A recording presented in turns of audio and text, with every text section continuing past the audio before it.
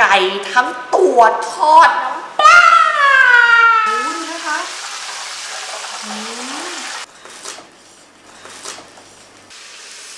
โอ้โห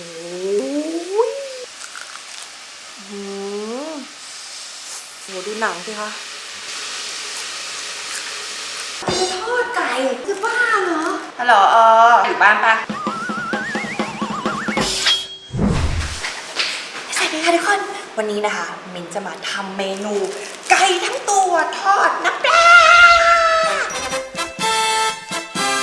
เพราะว่าวันนี้นะคะมินจะดูหนังมาราธอน4 เรื่องรวดค่ะมันจะเป็นเมนูที่ดีมากระหว่างการดูหนังแล้วก็แบบเคี้ยวไก่ไปด้วยนะคะคือวิธีทำเนี่ยง่ายมากมินก็ซื้อไก่มาเลยตัวหนึ่งเดี๋ยวเราต้องเงียบๆหน่อยนะเพราะตอนนี้แม่ไม่รู้ว่ามิ้นลงมาใช้ครัวเพราะว่าครัวที่บ้านเนี่ยมีไว้เช็ดไม่ได้มีไว้ทำอาหารแม่ไม่พอใจสิ่งนี้วิธีง่ายๆในการทำไก่ทอดน้ำปลาก็คือน้ำปลานั่นเองนะคะก็แค่ใส่ลงไปในไก่เลยใส่ลงไปเลยใส่ลงไปเยอะตัวเดียวไม่พอหรอกเพราะว่ากินคนเดียวนี่เราก็จะจิ้มไก่ที่ต้องจิ้มไก่เนี่ยนะคะเพื่อให้น้ำปลาเนี่ยมันเข้าไปในไก่นะแล้วหลังนั้นเราก็จะชุบแป้งแล้วก็ทอดคือมันง่ายมากๆช่วงที่ผ่านมาโควิดนี่อยู่บ้านเยอะมากนะดูซีรีส์แบบโอ้ยเบื่อละอยากดูหนังบ้างก็เลยไปเจอของแอป Google Play อะหนังเขาใหม่มากเลยอะมันไม่ใช่แค่หนังด้วยเขามีเกมเดี๋ยวนี้เริ่มเป็นเกมเมอร์มีหนังสือด้วยนะคะหนังที่จะดูวันนี้ก็จะมีเรื่อง1917เขาบอกว่าเป็นอภิมหาลองเทคถามว่าลองเทคคืออะไรมินไม่แน่ใจเหมือนกันแล้วก็ซื้อนี่มาจูแมนจี้ซื้อโจ๊กเกอร์มาแล้วก็ซื้อ Star Wars ภาคล่าสุดมาด้วยก็แค่เข้าไปใน Lazada ใช่ไหมคะพิมพ์คำว่า Google Play กดติดตามโปรโมชั่นบัตรของขวัญมันก็ได้ประมาณ50 ถึง 2,000 พอซื้อใน Lazada เสร็จเขาก็จะส่งโค้ดมาในอีเมลพอได้โค้ดในอีเมลเสร็จปุ๊บก็เอาโค้ดมาใส่ใน Google Play แล้วก็ซื้อได้เลย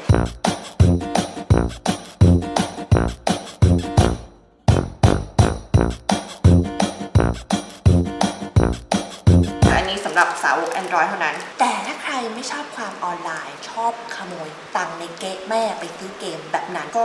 ทำได้อันนี้เอามาก่อนก็ได้เก็บไว้ก่อนต้องฟังเดี๋ยวแม่รู้เราไปหมดกล่องเลย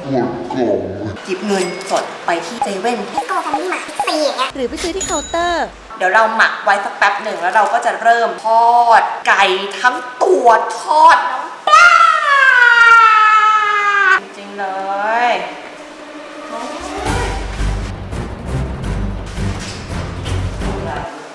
มาตื่นแล้วหรอเสียงกุ้งกิ้งทำไก่ทอดน้ำปลาไว้ดูหนังคืนนี้ค่ะอะไรนะจะทอดไก่จะบ้าเหรอยังไม่เอาเสร็จแล้วอ่ะเนี่ยพอมันเย็นเลยสิมามินบอกกล้องไปแล้วสวัสดีค่ะลูกเขยคุณแล้วแม่บอกกล้องไปแล้วว่ามินใช้ทำไก่ทอดน้ำปลาตัวมาว่าอย่างนี้เธอโทรหาจะโอเลยมาจะบอกให้เอาไก่ไปทอดบ้านโอเหรอใช่ให้โอขายด้วยเสร็จฮัลโหลครับฮัลโหลว่างป่ะอยู่บ้านป่ะอยู่บ้านตรวจงานเดี๋ยวขอไปตรวจงานหน่อยจ้าเดี๋ยวเจอกันไปเลยเดี๋ยวรีบเก็บให้แพ็คดีดูดินี่อะไรเนี่ยของแถมไม่ให้ไงปลาสลิดบางบ่อแกบันเลอะงั้นเดี๋ยวไปเจอกันที่บ้านโอค่ะโชคดีนะคะบ๊ายบาย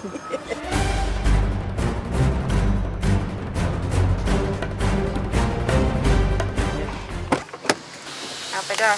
หม้ออะไรวะพี่แม่ให้มาทอดไก่ที่เนี่ยทอดไก่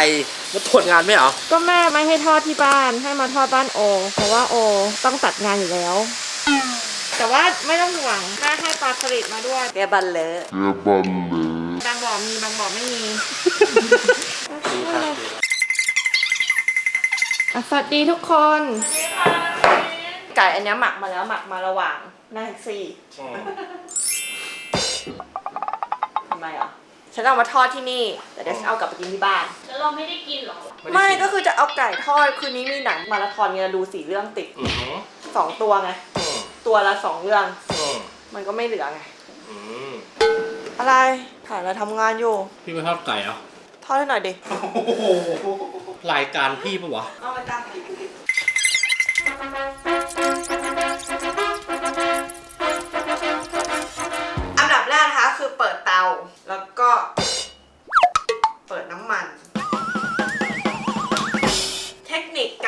อดให้ไก่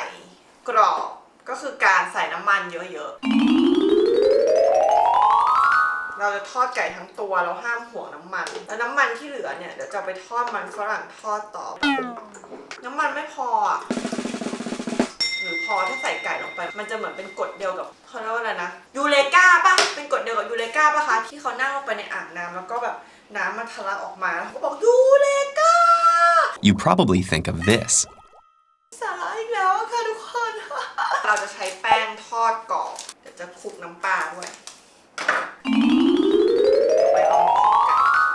ห้องที่ทำอาจจะเหม็นนิดนึงแต่ไม่เป็นไรเพราะนี่ก็ไม่ใช่ห้องเรานะคะ ขึ้นมาลูกชุบป๊าบลงมาเลย ไม่แน่ใจว่าจะสุกหรือเปล่าเหมือนกันนะคะ แต่ก็ลองดู ขอซ่อมได้ไหมคะ ขอซ่อม ได้ซ่อมมาแล้วนะคะ จิ้มเยอะๆจิ้มเพิ่มเพราะความน่ากลัวที่สุดของไก่ทอดน้ำปลาไม่ใช่ความไม่อร่อย แต่คือไก่ไม่สุกนั่นเอง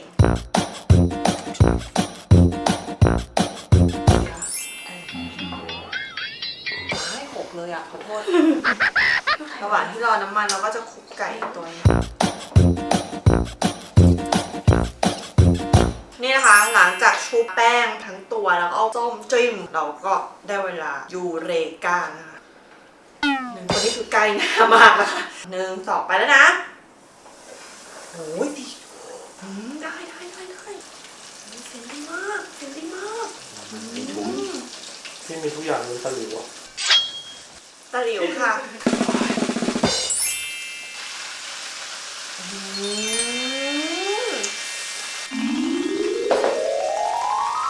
หอมมากทอดมันฝรั่งเลยด้วยไหมหั่นลงไปเลยทำไม่ได้หรอก็มันเหลือที่อ่ะ1 2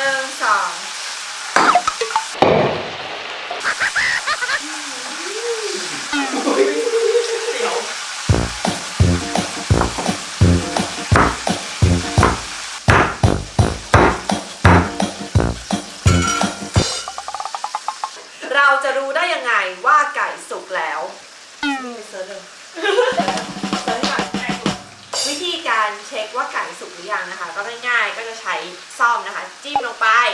แล้วก็ถ้าไม่มีน้ำแบบเลือดๆไหลออกมาคือสุกแล้วหรืออีกทีง่ายๆคือเอามีดหั่นลงไปเลยสาระอีกแล้วไหมคะวิ่งไปเซิร์ชเลย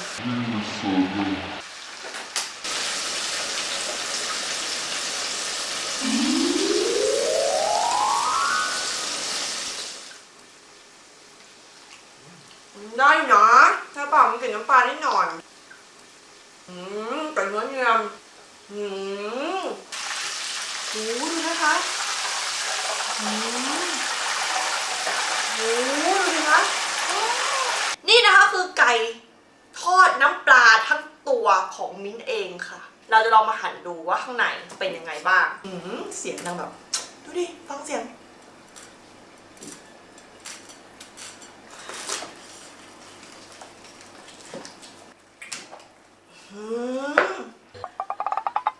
มันคือสุกหรือเปล่าถ้าต่ออีกหน่อยก็ได้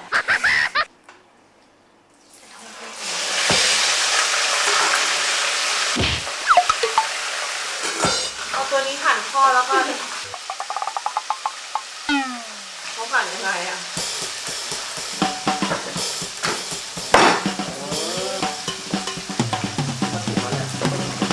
อันนี้คือส่วนไหนไม่รู้อ่ะได้เลยนี่นะคะก็น่าสุกแล้วนี่สวยมากดูสิคะโหสวยมากๆนะคะแล้วก็อันนี้เป็นแบบสับแล้วคิดว่าน่าทอดง่ายขึ้น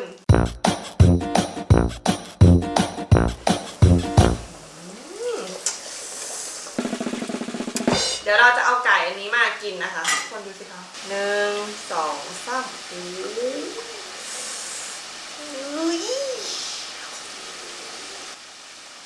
กรอบมากโอ้โหอร่อยเลยเดี๋ยวไปฟังที่กล้องใหญ่นะคะ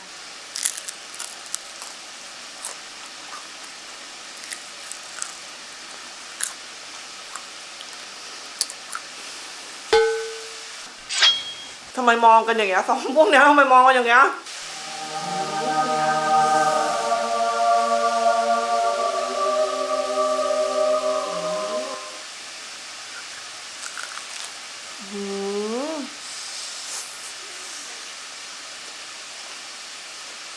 มินจะให้ดูความเดือดของอันนี้นะคะโหดูหนังสิคะมันกรอบจริงๆนะ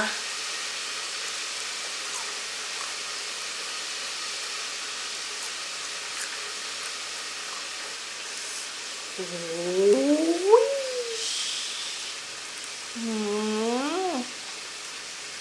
หมดหน้าเลยอ่ะ อย่าเพิ่งกินทอดกันก่อ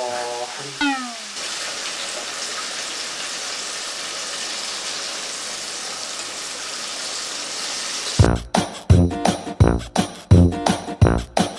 นี่ก็เรียบร้อยแล้วนะคะ เอาเก็บใส่กล่องไปเจอกันพวกแกบาย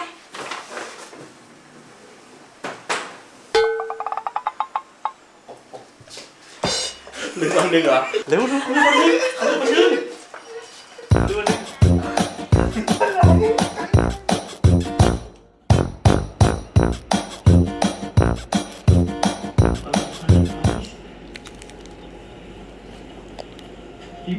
ง